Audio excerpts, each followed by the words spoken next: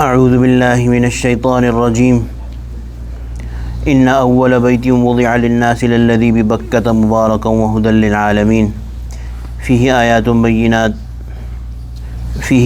بینات مقام ابراہیم ومن دخلہ کان آمنا وللہ علی الناس حج البیت من استطاع الیہ سبیلا ومن کفر فإن اللہ غنی عن العالمین صدق اللہ العظیم وبلغنا رسولہ النبی الکریم ونحن علی ذلک من الشاہدین والشاکرین والحمد للہ رب العالمین۔ خواتین کی طرف اگر آواز نہ آ رہی ہو تو وہ دروازے پہ کھٹکھٹا کے بتا دیں۔ آج انشاءاللہ ہم کتاب الحج شروع کر رہے ہیں۔ اللہ تعالیٰ عافیت سے اس کی تکمیل بھی ہم کو دیکھنا نصیب فرمائے اور اللہ تعالیٰ اس کو آسان فرمائے اور اس کو قبول فرمائے۔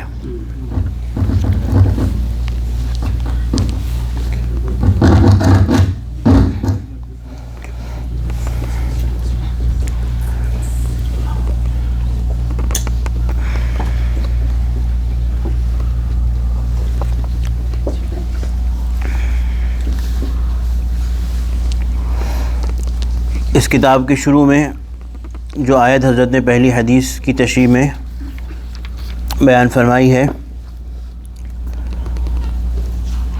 وہ آپ کے سامنے تلاوت کری۔ اس آیت میں اللہ تعالیٰ نے فرمایا ہے کہ لوگوں کے لیے سب سے پہلا گھر وہ یہی گھر ہے جو بکہ، جو کہ مکہ کا دوسرا نام ہے، اس میں بنایا گیا۔ مراد اس سے خانہ کعبہ ہے، اور اس کی حقیقت یہ ہے کہ حضرت آدم علیہ نبینا الصلوۃ والسلام کو جب دنیا میں بھیجا گیا تو اللہ تعالیٰ کے حکم سے انہوں نے سب سے پہلا گھر جو تعمیر فرمایا وہ یہ بیت اللہ شریف ہی تھا، یہ خانہ کعبہ بھی تھا۔ حضور اکرم صلی اللہ علیہ وسلم کی حدیث میں بھی آتا ہے کہ حضور اکرم صلی اللہ علیہ وسلم سے پوچھا گیا، تو حضور اکرم صلی اللہ علیہ وسلم سے جب پوچھا گیا کہ مسجد پہلی کون سی، تو حضور اکرم صلی اللہ علیہ وسلم نے فرمایا کہ مسجد الحرام، یہی بیت اللہ شریف۔ اور اس کے بعد کون سی مسجد بنائی گئی، تو حضرت نے فرمایا کہ بیت المقدس جو موجودہ فلسطین میں ہے۔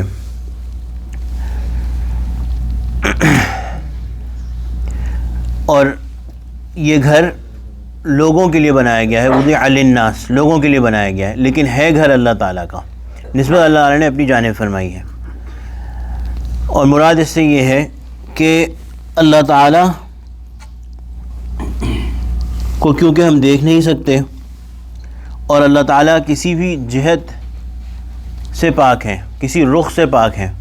اللہ تعالیٰ کے متعلق یہ نہیں کہتے کہ اللہ تعالیٰ اس رخ میں ہے، اس رخ میں نہیں ہے، اس رخ میں ہے، اس رخ میں نہیں ہے۔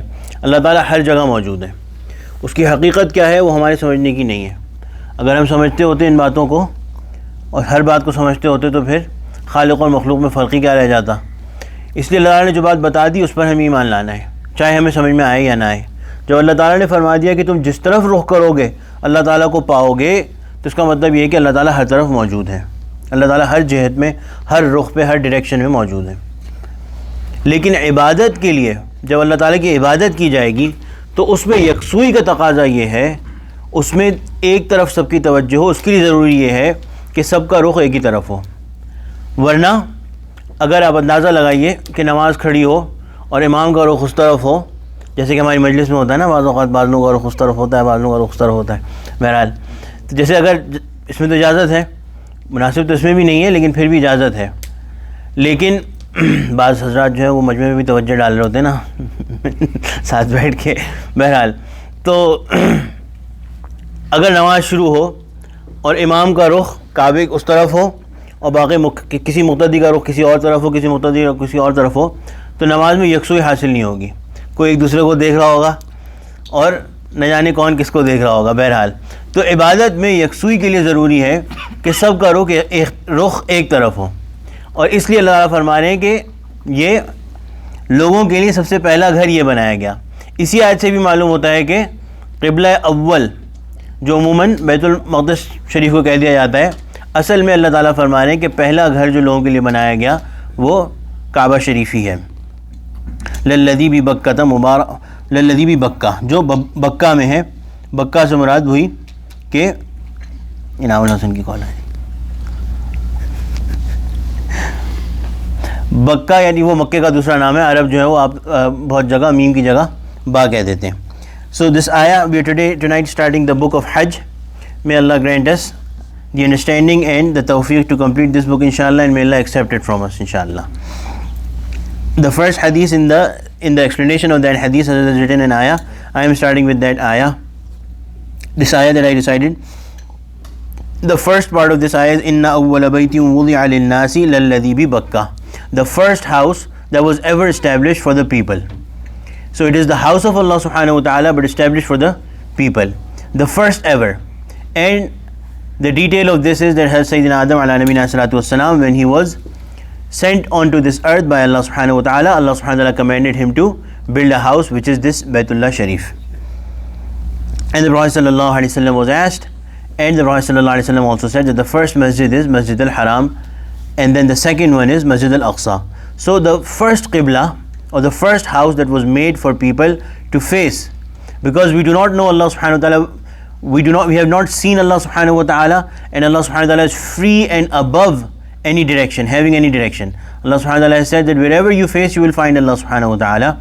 So therefore, Allah is free and above direction, having a certain direction. So, but when we have to pray, it is required, it is necessary, because of focusing, that all people direct their attention to one place, in one direction. Therefore, Allah subhanahu wa ta'ala has appointed a house. Now, why did Allah only choose Khana Kaaba and nowhere else? Nobody can question Allah subhanahu wa ta'ala, number one.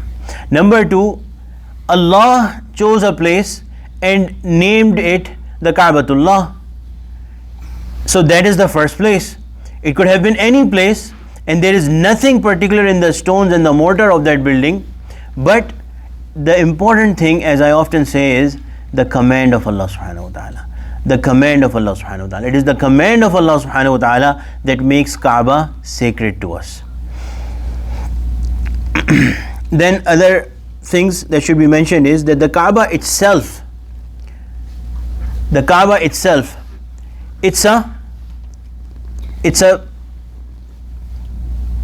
it's built, and it's a room that we have been told to face. But the reality is that jihat, is that direction. So even in the days when the physical building was not visible, and there have been times where, for example, the Kaaba that Adam alayhi salatu wassalam constructed, most historians have written that it stayed until the time of Nuh alayhi salatu wassalam, and when the punishment on the people of Nuh alayhi salatu wassalam came, the whole earth was wiped away except the creation that was on the ark or the boat of Nuh alayhi salatu wassalam. So the Kaaba, the physical building, was also destroyed, or it was lifted away by Allah subhanahu wa ta'ala before that water came. But still, when the physical building of Kaaba was not there, it was still a sacred place, and it was still the house of Allah subhanahu wa ta'ala. So the bricks and the mortar and the cover and the roof, they do not have that value which the place has, and the place is there. The Kaaba, at many instances in the history, it was restructured, reconstructed, all of those things. In fact, one famous one, that in the time of the Prophet sallallahu alaihi wasallam, you may have heard of it, that the Prophet sallallahu alaihi wasallam, there is a area which is called Hatim. Hatim is the like the half wall, the half circular wall that is on one side of the Kaaba, and technically that is part of the Kaaba. Adam alayhi salatu wasalam, when he constructed it, he did not construct a mak'ab, or he did not construct a cube, but he constructed it as a semicircle on one side, which is that Hatim. So that was part of the Kaaba. So technically that is still part of the Kaaba. But the Prophet sallallahu alaihi wasallam, in the time of before the Prophet sallallahu alaihi wasallam was given the first wahi, the Quraysh, and we have all heard of this story, the Prophet sallallahu alaihi wasallam, in the time of the Prophet sallallahu alaihi wasallam, before he got the first wahi, they reconstructed the Kaaba because it needed, it was damaged, and then all that story that who will place the Hajar Aswad and everything. So at that time the Quraysh ran short on funds, so they did not construct it complete, but left it for later, that whenever we will have more resources, we'll complete that construction. But it never happened. In the time of the Prophet sallallahu alaihi wasallam, the last few days, the Prophet sallallahu alaihi wasallam, last few years, the Prophet sallallahu alaihi wasallam mentioned that if it were not that the people will be confused, essentially, I would have reconstructed the Kaaba and along the lines that Adam alayhi salatu wasalam constructed it. But the Prophet sallallahu alaihi wasallam passed away, and his thinking was that people will be confused if I do that in my lifetime. Hazrat Abdullah ibn Zubair radiallahu anh, who's a relative of the Prophet sallallahu alaihi wasallam's noble wife Sayyidah Aisha Siddiqa radiallahu anha, after the time of the Khulafa Rashidin, the four Khulafa, in his time he actually did construct it, including the Hatim. But his control was very short-lived, and Hajjaj, a very cruel person who has passed in the history of Islam, when he got control of the Makkah again, he, just because he did not want the name of Hazrat Abdullah ibn Zubair radiallahu anh to live in the history that this is the construction of the Kaaba that was done by Hazrat Abdullah ibn Zubair radiallahu anh, he destroyed the Kaaba and he destroyed that part which he had constructed and included the Hatim, and then made the Kaaba go back to the shape and the construction that was in the days of ignorance of the Quraysh. And then later on some other rulers also tried to do it. Particularly one mention is that in the time of Imam Malik rahmatullahi alayhi, he was consulted about this. The rulers at that time consulted him that we want to reconstruct the Kaaba according to the lines of Adam alayhi salatu wasalam. But Imam Malik rahmatullahi alayhi said that if we keep on doing this, that every ruler comes and they want to reconstruct the Kaaba, then this will become a joke. So to maintain the sanctity of Kaaba, he gave the fatwa that it should be kept in this shape. And there is wisdom behind it. Allah subhanahu wa ta'ala has his own ways. Nowadays, if we try hard enough, we go for Umrah or Hajj, we get the chance to pray in Hatim, which is like praying in the Kaaba itself. If that was also part of the Kaaba, then the government would have also restricted access to that, and we would not have been able to go into the Kaaba. Anyway, this is a Mubarak place. Mubarakam wa hudal lil alameen. It's full of blessing, and the blessings of Kaaba and the city of Makkah we have mentioned many times. Allah subhanahu wa ta'ala sends so many things there, and Allah subhanahu wa ta'ala sends all sorts of provisions there. In fact, it is written that in the season of Hajj, the sacrifice of Hajj, there's so many animals that are sacrificed there. There's millions of animals, there's millions of people, and then there's the thing is that people do multiple sacrifices as well, and all of that is found within the Makkah, the city of Makkah itself. Fihi ayatum bayyinat. Allah subhanahu wa ta'ala says that in this house, in this city, and in the Baytullah Sharif, Allah subhanahu wa ta'ala has a lot of signs, many signs. So some of the signs I mentioned in this ayah, and there's other signs. Whoever goes there has peace. Allah subhanahu wa ta'ala provides for these people. The hearts of the people across the world, they are attracted towards the Kaaba, and all of these are signs of Allah subhanahu wa ta'ala, without there being any particular thing that attracts people generally. No greenery, no mountains, no rivers, no streams. The weather, the climate is very dry, and still people want to go there and they are crazy about it. All of these are signs of Allah subhanahu wa ta'ala. Then in the Hajj, so many people gather in this such a small place, and Allah subhanahu wa ta'ala takes care of their security, their needs, their all sorts of arrangements. Allah subhanahu wa ta'ala takes care of it. There was this person who serves the Hujjaj, and he's kind of become a friend. So he was telling me that the government starts planning for Hajj many months in advance, and they try to take care of every single little detail. But once the actual Hajj starts, and once the actual people start coming in, we lose control of everything. Everything is going in the hands of Allah subhanahu wa ta'ala. We have nothing, no control. Everything is going on its own. We are running around from here to there, and and when may Allah subhanahu wa ta'ala take us there in the time of Hajj as well, that we heard it from people that it is only Allah. We can openly see with our eyes that Allah is in control, Allah is taking care of everything. No human can control this crowd, no government can arrange for the needs of this crowd. Anyway, the other thing is that another sign of Allah subhanahu wa ta'ala that is written is that when people pelt the shaitan, the jamrat, with stones, there is a lot of stones that are pelted. And nowadays the government has made arrangements that those stones are actually carried and moved away. But it is written in the books of our mashayikh that it was not so. It was, in fact, it is that the hadith tells us that the stones that are pelted, that are thrown, if they are accepted, Allah subhanahu wa ta'ala sends angels to take those stones away. And it was never needed to take those stones away. The government never needed to carry those stones away, but nowadays the government has to arrange trucks for the stones to be taken away. They are left behind in such great quantity.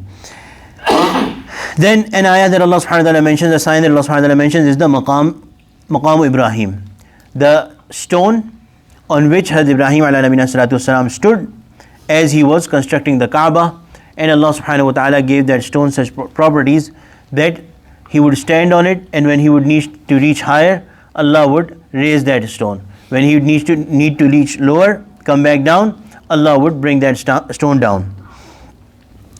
وَمَنْ دَخَلَهُ كَانَ آمِنًا. Whoever enters this place, they are with peace. They have peace. And this peace is experienced even by animals. That even the birds, they come close to human beings, they know that they are at peace here. Allah subhanahu wa ta'ala has made it a place of peace. وَلِلَّهِ عَلَى النَّاسِ حِجُّ الْبَيْتِ. And it is a right of Allah subhanahu wa ta'ala over people that they do Hajj of this house. That they do Hajj of this house. What is Hajj? Hajj is that once in their lifetime, whoever has the capacity. And what is that capacity? The means to take care of your traveling and to take care of the ones, if you have the responsibility of someone that you are going to leave behind, and the ways are open and you have a ride available. Then if those conditions are met, somebody has good health, somebody is not disabled.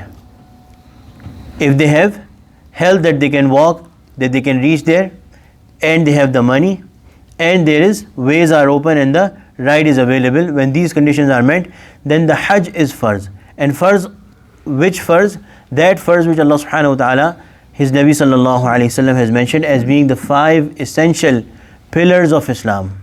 The 5 essential pillars of Islam. Hajj, we often forget about it. It is also included in the 5 pillars of Islam. Expression of the kalima, saying the kalima, giving the shahada, the testimony of La ilaha illallah Muhammadur Rasulullah, praying 5 times daily, fasting, and giving zakat. We all remember up to this much, practically speaking, in terms of action, we remember up to this much. But then Hajj we forget about. Or about Hajj we say that when we'll grow old, we'll go for Hajj. It is not permissible. It is not permissible to delay Hajj. When you have these things, then Hajj is supposed to be done. So therefore, living in this affluent society, many of us, I personally know, that we have savings in our accounts, which we have saved for building a house in India or Bangladesh, Pakistan, right? Buying property there. That comes later. If you have the money and the season for Hajj comes, it is farz upon us. It is farz upon us to go for Hajj. And if our women have that kind of money and they are nice enough and they are willing to bear the expenses of the husband traveling or any mahram traveling, then they should do so. If the woman has the means and the mahram available and she wants to go on Hajj, even the husband cannot stop her. Even the husband cannot stop her if she has the means to go properly, herself and her mahram, then she has to go. Even the husband cannot stop her. She does not, it is necessary for her, it incumbent upon her to not listen to her husband and go for Hajj.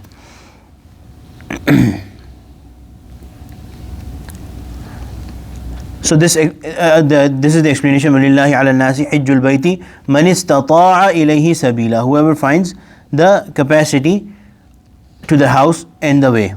وَمَنْ كَفَرَ فَإِنَّ اللَّهَ غَنِيٌّ عَنِ الْعَالَمِينَ. And those who turn away. And this kufr is of two kinds. May Allah subhanahu wa ta'ala protect us from all sorts of it. One is apparent real kufr, which is that somebody says that I don't believe in Allah subhanahu wa ta'ala, or somebody says that I don't believe in Hajj. If somebody does say that I do not believe in Hajj, I do not believe in something that has been made farz by Allah subhanahu wa ta'ala, then that is also kufr. Allah is saying it in the Quran that this is farz, this is necessary, and a person says that I don't believe in it, that is also kufr. So turning away in belief is kufr, but also practical aspect of kufr is that you have everything and still you choose to not go to Hajj. May Allah subhanahu wa ta'ala protect us. It does not make us kafir in technical terms, but it is a way or a similarity to the ways of kufr. May Allah subhanahu wa ta'ala protect us. فَإِنَّ اللَّهَ غَنِيٌّ عَنِ الْعَالَمِينَ. If somebody wants to turn away from Allah subhanahu wa ta'ala and the Hajj of the house of Allah subhanahu wa ta'ala, then Allah is also carefree. Allah is also ghani. Allah does not care about those people who do not care about Allah subhanahu wa ta'ala, who do not care about the Hajj of the house of Allah subhanahu wa ta'ala. We'll read two hadiths inshallah and then we'll make dua. عن أبي هريرة قال خطبنا رسول الله صلى الله عليه وسلم فقال يا أيها الناس قد فرض عليكم الحج فحجوا فقال رجل أكل عام يا رسول الله فسكت حتى قالها ثلاثا فقال لو قلت نعم لوجبت ولما استطعتم ثم قال ذروني ما تركتم فإنما هلك من كان قبلكم بكثرة سؤالهم واختلافهم على أنبيائهم فإذا أمرتكم بشيء فأتوا منه ما استطعتم وإذا نهيتكم عن شيء فدعوه.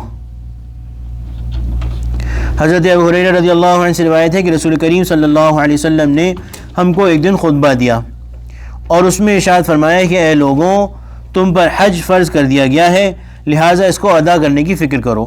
تو اس کی تشریح میں حضرت نے لکھا ہے کہ یہ وہی وقت ہے جب یہ آیت اللہ تعالیٰ نے اس آیت کا نزول ہوا تھا. تو حضور اکرم صلی اللہ علیہ وسلم نے خطبے میں لوگوں سے ارشاد فرمایا. ایک صاحب نے عرض کیا کہ یا رسول اللہ کیا ہر سال کرنا فرض کیا گیا ہے، یعنی کیا یہ حج ہر سال کرنا ہوگا؟ رسول کریم صلی اللہ علیہ وسلم نے اس کے جواب میں سکوت فرمایا، یعنی خاموشی اختیار فرمائی اور کوئی جواب نہیں دیا، یہاں تک کہ ان صاحب نے اپنا سوال 3 مرتبہ دہرایا.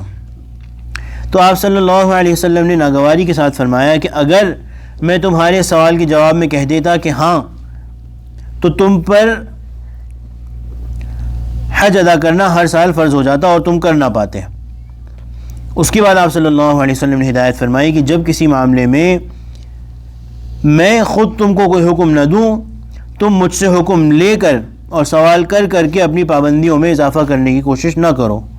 تم سے پہلی امتوں کے لوگ اسی لیے تباہ ہوئے کہ وہ اپنے نبیوں سے سوال بہت کرتے تھے اور پھر اس کے خلاف کرتے تھے. لہٰذا میری ہدایت تم کو یہ ہے کہ جب تم کو کسی چیز کا حکم دوں تو جہاں تک تم سے ہو سکے اس کی تعمیل کرو، اور جب تم کو کسی چیز سے منع کر دوں تو اس کو چھوڑ دو. Narrated by Sayyidina Abu Hurairah radiallahu anhu. The Prophet sallallahu alaihi wasallam one day gave a khutbah to us, as Abu Hurairah is saying radiallahu anhu, and he said that, O people, Hajj has become farz upon you, therefore be concerned, make arrangements, do Hajj, فَحُجُّوا. فَقَالَ, so a person said, فَقَالَ رَجُل, a person said, is it so every year, Ya Rasulullah sallallahu alaihi wasallam? So in the other books of hadith, I think it's written here as well, that this person was somebody who had recently accepted Islam. So the Sahaba who had stayed in the company of the Prophet sallallahu alaihi wasallam, they were also trained in the etiquettes of deen, and they had got the mizaj of deen, the understanding of deen. But this person, he had recently become Muslim, so he asked this question that, Ya Rasulullah, are we supposed to do Hajj every year? The Prophet sallallahu alaihi wasallam stayed quiet until this person repeated this question 3 times, and then the Prophet sallallahu alaihi wasallam said that if I had only said yes, if only I had said yes, it would have become farz upon you. If I had said yes, it would have become farz upon you. And this is Shah Waliullah Muhammad Dehlvi Rahmatullahi Alayhi has written that a sentence that we heard in Urdu कि शरीयत हुजूर अकरम सल्लल्लाहु अलैहि वसल्लम की तबीयत पर उतरती थी. शरीयत हुजूर अकरम सल्लल्लाहु अलैहि वसल्लम की तबीयत पर उतरती थी. The personality, the nature of the Prophet sallallahu alaihi wasallam was the Shariat itself. Whatever the Prophet sallallahu alaihi wasallam would say yes, that would become Shariat, and whatever he would say no, that would also become part of Shariat. So therefore, the Prophet sallallahu alaihi wasallam said that if I would have said yes, it would have become farz upon you. Do not do so. It would have become farz upon you, and then you would not have been able to do it every year. And imagine the wisdom of the Prophet sallallahu alaihi wasallam. Imagine ourselves what condition we are in, that even if we have everything, we do not find it within ourselves that we go to the Hajj. May Allah subhanahu wa ta'ala change our ways. May Allah subhanahu wa ta'ala mend our affairs. Ameen ya Rabbal Alameen. So, and then the Prophet sallallahu alaihi wasallam commanded that do not just leave me when I tell you something. Do not keep on asking questions and increasing the restrictions upon you. Don't keep on asking questions and increasing the restrictions upon you. The thing in understanding and getting the knowledge of deen, and this is what we are taught when people go to learn deen, they are taught that what is the reason that you are learning deen? What is the reason that you want to increase in your knowledge of deen? Do you want to be called somebody who's very knowledgeable? This is also a problem, that the intricate details, the delicacies, and deen is a beautiful thing, and the command of Allah, the most perfect one, how beautiful and how detailed and how intricate His commands would be, His deen is. So we find out those things and we submerge in that ocean, we drown in that ocean, and then we kind of get an enjoyment in finding out that, oh, this is because that, this is because that, this is because of that. But the intention that has to be corrected is that always the intention of getting the knowledge of the deen of Allah subhanahu wa ta'ala should be to act upon it, to bring it in my life. And the person who wants to seriously act upon something, and if this is in their mind that whatever I know, I have to act upon it, they will be very careful before they ask additional questions. They would wait for the teacher to tell them, because the way of the Prophet ﷺ was such that whatever he says, it would become part of deen. So therefore, if somebody has it in their mind that what I am going to ask, I also have to act upon it. Not question for the sake of question, or not question for the sake of discussion alone, or not questioning only for the sake of increasing my knowledge, but whatever I ask, I have to act upon it. If we only have this little thing, which seemingly is little, but it is becoming rarer and rarer and rarer. The people who are learning deen these days are learning, illa mashallah, they are learning deen to increase and spread knowledge for the sake of knowledge. Look at me, how knowledgeable I am. Look at me, I know this as well. Look at me, I can tell you something that you never heard of before. Something that you thought was like this, today I am going to change it and flip it in your mind. Look how great of a scholar I am. This is creating a lot of fitna. 90% of scholars that you would, and this is being careful, you would find online, we found this in the Quran, nobody talked about it. What's the practical point of this? What's the practical aspect of this? How much deen do you have in your own life and the life of the people who listen to you? Na'udhu billah, has deen become entertainment, intellectual entertainment for us? Na'udhu billah, is it just a pastime that we use different aspects of knowledge to either call somebody wrong or to just enjoy and get ecstasy out of it, that we know this as well, we know this as well? The intention has to be corrected. This takes care of a lot of problems, a lot of fights, a lot of differences. They are taking care of that because of this. And you see, the Prophet ﷺ said that before you, many people, many nations were destroyed for this particular reason, that they asked their Anbiya too many questions and then they were not able to follow those. They asked too much and then they did not follow it, they went against it. That's why they were destroyed. Therefore, the Prophet ﷺ commanded that whatever, now this is also, the last part of this hadith also deserves to be, really carefully understood. The Prophet ﷺ is saying that when I give you a command of something, do it as much as it is within your capacity. And when I tell you to stay away from something, stay away from it. In the terms of doing, in the terms of do's, do as much as it is within your capacity. And in terms of staying away, stay away from it. So the exception that do as much as you can has been added to the do part of things, the actions that are supposed to be done. The meaning herein is that whatever the Prophet, the sunnahs of the Prophet ﷺ, they are extensive. Deen itself is extensive. You are supposed to do, apart from the bare minimum, the faraid and the wajibat, as much as you can. As much as you can, judge yourself, analyze your situation, what is within my reach. That I can do and I'll do regularly. Apart from that, when we talk about the sins or the don'ts, then there is no room in that. That nobody can say that I did this sin because I couldn't stay away from it. That is not an allowance, that is not a permission. Of course, we are all sinful and we do commit sins, but then we have to repent on it. The command here is that in terms of do's, do as much as you can. And in terms of staying away, there is no such exception given, that you have to stay away from what has been given, what has been told. We'll read one more hadith inshallah. عن علي قال قال رسول الله صلى الله عليه وسلم من ملك زادا وراحلة تبلغه إلى بيت الله ولم يحج فلا عليه أن يموت يهوديا أو نصرانيا وذلك أن الله تبارك وتعالى يقول ولله على الناس حج البيت من استطاع إليه سبيلا. حضرت علی مرتضیٰ رضی اللہ عنہ ان سے روایت ہے کہ رسول کریم صلی اللہ علیہ وسلم نے ارشاد فرمایا کہ جس کے پاس حج کے سفر کا ضروری سامان ہو اور اس کو سواری میسر ہو جو بیت اللہ تک اس کو پہنچا سکے اور پھر وہ حج نہ کرے تو کوئی فرق نہیں کہ وہ یہودی ہو کر مرے یا نصرانی ہو کر. اور یہ اس لیے کہ اللہ تعالیٰ نے فرمایا ہے کہ اللہ کے لیے بیت اللہ کا حج فرض ہے ان لوگوں پر جو اس تک جانے کی استطاعت رکھتے ہوں.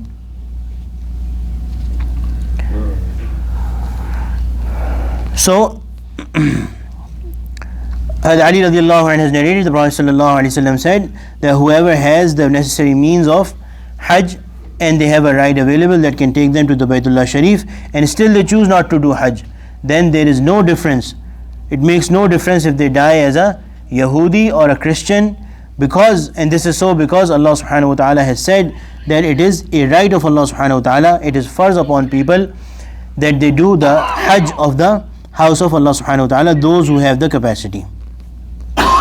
اللہ تعالیٰ نے اس کو اپنا حق بیان فرمایا ہے اور اللہ تعالیٰ کے حق سے جو بے پرواہی کرے تو اللہ تعالیٰ کو بھی اس کی کوئی پرواہ نہیں ہے، چاہے وہ یہودی مرے چاہے نصرانی مرے، اللہ تعالیٰ کو اس کی ایمان کی پرواہ نہیں ہے. یعنی وہ کافر بھی ہو جائے تو اللہ تعالیٰ اسی پرواہ نہیں ہے. اور دراصل ہم کو مسلمان رکھنے والا، اسلام پہ قائم رکھنے والا وہ واحد اللہ تعالیٰ ہی ہے، کیونکہ ہم اپنی کوشش سے اگر معاملہ ہماری کوشش ہمارے ہاتھ میں دے دیا جاتا تو ہم کبھی کے کافر ہو چکے ہوتے. یہ تو اللہ تعالیٰ ہیں جو ہم کو سنبھال کے رکھتے ہیں، اللہ تعالیٰ ہی سنبھالنے والے ہیں ہم کو بھی، آپ کو بھی، سب کو. اللہ تعالیٰ ہم کو دین پر قائم رکھتے ہیں، دین پر چلاتے رہتے ہیں اپنی شفقت سے. So therefore it is only Allah subhanahu wa ta'ala who keeps us steadfast on deen, and when Allah says that Allah does not care that you die as a non-Muslim, you die as a Christian or a Jewish person, then basically who is there to take care of us? May Allah subhanahu wa ta'ala protect us. ربنا تقبل منا إنك أنت السميع العليم وتب علينا إنك أنت التواب الرحيم. ربنا ظلمنا أنفسنا وإن لم تغفر لنا وترحمنا لنكونن من الخاسرين. Ya Allah, please forgive our major and minor sins. Ya Allah, you make us among those who are accepted in your eyes. Ya Allah, Ya Allah, you make us among those, Ya Allah, who are always concerned, who are always worried about pleasing you. Ya Allah, Ya Allah, make us those who keep you first always. Ya Allah, your command first. Ya Allah, Ya Allah, everything, Ya Allah, make everything secondary in our eyes. Ya Allah, Ya Allah, Ya Allah. We have heard from our mashayikh and our teachers that when you enter the hearts of people, everything loses its value, Ya Allah. Ya Allah, we find ourselves valuing everything else. Ya Allah, we beseech you. Ya Allah, we beg you, Ya Allah, make our hearts your own house, Ya Allah. Ya Allah, make our hearts your haram, Ya Allah. Ya Allah, we ask you, Ya Allah, Ya Allah, make our heart, Ya Allah, specialized for you, Ya Allah. Ya Allah, make our heart only for you, Ya Allah. Make our heart purely for you, Ya Allah. Ya Allah, Ya Allah, Ya Allah, all the other affections, all the other loves that we might have, Ya Allah, you make those, Ya Allah, under your love, Ya Allah. Ya Allah, Ya Allah, please accept this honor for us, Ya Allah. Ya Allah, please accept this high status for us, Ya Allah. Ya Allah, we are clay. Ya Allah, we are made of dirt. Ya Allah, we have no value. Ya Allah, we are impure. Ya Allah, we are carrying our own impurities within us, Ya Allah. Ya Allah, we have no claim to honor, Ya Allah. Ya Allah, we have no claim to being anybody, Ya Allah. Ya Allah, still, Ya Allah, Ya Allah, Ya Allah, you called us ibadi. Ya Allah, you have called us your own slaves, Ya Allah. Ya Allah, this is such an honor, Ya Allah. This is such a high status, Ya Allah. Ya Allah, Ya Allah, you have, Ya Allah, attached us to yourself, Ya Allah. Ya Allah, you attached our name to yourself, Ya Allah. Ya Allah, make us those, Ya Allah, who realize this, Ya Allah. Ya Allah, make us those who value this, Ya Allah. Ya Allah, make us those who value the connection that you have granted us, Ya Allah. Ya Allah, before you stop caring about us, Ya Allah. Ya Allah, before you, Ya Allah, let us be, Ya Allah. Ya Allah, make us those who value this connection, Ya Allah. Make us those who value your words, Ya Allah. Ya Allah, the affiliation, the nisbat that you have given to us, Ya Allah. Ya Allah, Ya Allah, make us those who work on our connection with you, Ya Allah. Ya Allah, make us those who work on our connection with you, Ya Allah. Ya Allah, make us those who work on our connection with you, Ya Allah. Ya Allah, do not make us among those, Ya Allah, who forget about it and who are neglectful and do not care about you and the connection that you have given to us, Ya Allah. Ya Allah, Ya Allah, there is no harm for you, Ya Allah, if we all become kuffar. Ya Allah, if you all become Muslims, Ya Allah, it does not increase you in status or honor, Ya Allah. Ya Allah, we are the ones who are in need, Ya Allah. Ya Allah, we are the ones who are in need, Ya Allah. Ya Allah, where should we go, Ya Allah? Ya Allah, where can we go, Ya Allah? Ya Allah, there is no one for us except you, Ya Allah. Ya Allah, there is no one for us, Ya Allah, except you, Ya Allah. Ya Allah, do not turn us away empty-handed from your court, Ya Allah. Ya Allah, we are at your doorstep, Ya Allah. Ya Allah, we are at your doorstep, Ya Allah. Do not turn us away empty-handed, Ya Allah. Grant us yourself, Ya Allah. Grant us your love, Ya Allah. Grant us your connection, Ya Allah. Ya Allah, with that connection, because of that love, make our life easy as well, Ya Allah. Ya Allah, and make all the stages of the life of the hereafter easy as well, Ya Allah. Ya Allah, make them full of pleasure, Ya Allah. Ya Allah, make them full of, Ya Allah, ecstasy, Ya Allah, that we are with you, Ya Allah. You are with us, Ya Allah. Ya Allah, give us the realization and the, Ya Allah, pleasure and the understanding and the beauty of the fact that you are looking at us, Ya Allah. That, Ya Allah, we are in your sight, Ya Allah. Ya Allah, Ya Allah, make us those who are, Ya Allah, prayerful slaves, Ya Allah. Ya Allah, those who are always, Ya Allah, with their actions and with their words, busy in your remembrance, your tasbih, chanting your purity, chanting your greatness, talking about you, Ya Allah, thinking about you, bowing before you, standing before you, Ya Allah, doing ruku before you. Ya Allah, make us those slaves, Ya Allah. Ya Allah, Ya Allah, give us iqamat as-salah, Ya Allah. Ya Allah, give us iqamat as-salah, Ya Allah. Ya Allah, make us those who are forever in a state of salah, Ya Allah. Ya Allah, who are forever connected with you, Ya Allah. Ya Allah, no matter what we are doing, Ya Allah, Ya Allah, dedicate our heart for you, Ya Allah. Ya Allah, Ya Allah, our bodies might be doing something else. Even when that's the case, Ya Allah, Ya Allah, keep our heart attached to you, Ya Allah. Ya Allah, Ya Allah, only in your remembrance, only in being mindful of you is there peace for our heart, Ya Allah. Ya Allah, we are stupid and Ya Allah, we are foolish that we turn our hearts away from you, Ya Allah. That we, Ya Allah, keep those away from you, Ya Allah. We shield our hearts from you, Ya Allah. Ya Allah, we are, Ya Allah, very stupid, Ya Allah. Ya Allah, Ya Allah, Ya Allah, change our ways, Ya Allah. Ya Allah, Ya Allah, grant our hearts a connection with you, Ya Allah. A never-ending, perpetual, live connection, active connection with you, Ya Allah. Ya Allah, Ya Allah, make this heart, Ya Allah, such that it will enter Jannah, Ya Allah.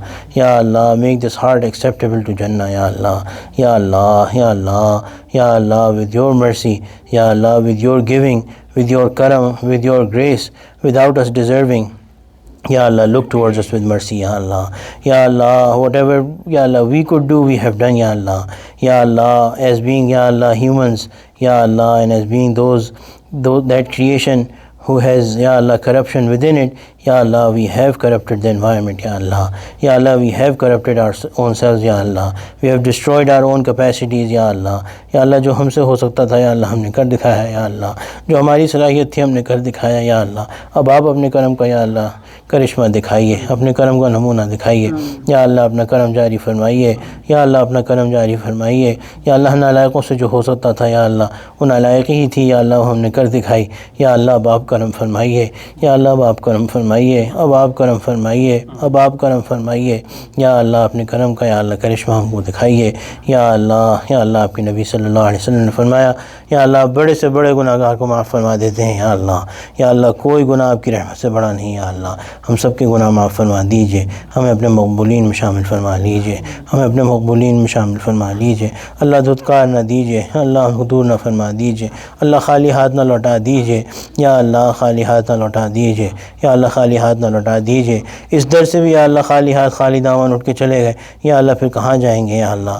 اور کون سا در ہے یا اللہ؟ اور کس کے پاس جا کے یا اللہ اپنی کمزوری کا رونا روئیں یا اللہ، اپنے خوش نہ ہونے کا رونا روئیں یا اللہ. اپنے فضل سے، اپنے کرم سے ہماری دعائیں سن لیجئے، ہماری دنیا بھی بنا دیجئے، آخرت بھی بنا دیجئے. آقا صلی اللہ علیہ وسلم کا یا اللہ ظاہری باطنی قرب خوب عطا فرمائیے. دین کا صحیح فہم، صحیح سمجھ نصیب فرمائیے یا اللہ. بہک جانے سے، بھٹک جانے سے بچا لیجئے. علم کے نام پہ بہک جانے سے بچا لیجئے، دنیا کے نام پہ بہک جانے سے بچا لیجئے یا اللہ. یا اللہ، انسانی تقاضوں اور شہوتوں کے یا اللہ زیر اثر آ کر بہک جانے سے، بھٹک جانے سے بچا لیجئے. اللہ اپنا فضل فرما دیجئے، اللہ اپنا فضل فرما دیجئے.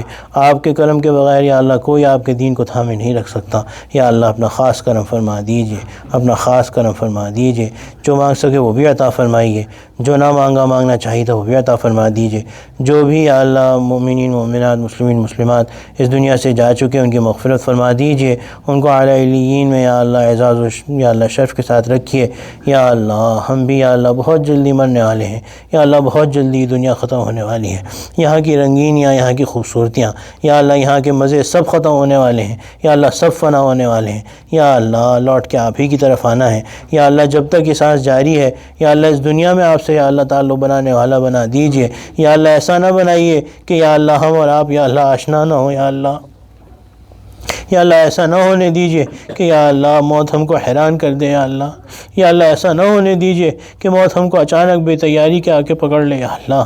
یا اللہ یا اللہ یا اللہ، آپ سے ملاقات سے پہلے یا اللہ اپنی شناسائی نصیب فرما دیجئے، اپنا تعلق نصیب فرما دیجئے، اپنی پہچان نصیب فرما دیجئے یا اللہ. یا اللہ یا اللہ آخرت کو یا اللہ، آخرت کی دنیا کو ہمارے لیے اجنبی نہ رہنے دیجئے یا اللہ. آپ کے تعلق کو، آپ کی ذات کو ہمارے لیے اجنبی نہ رہنے دیجئے یا اللہ. آپ سے ملنے کا شوق نصیب فرمائیے یا اللہ. آپ کے پاس جانے کا شوق نصیب فرمائیے، دنیا کی بے رغبتی نصیب فرمائیے یا اللہ. اپنے فضل و کرم سے ہماری دعائیں التجائیں قبول فرمائیے.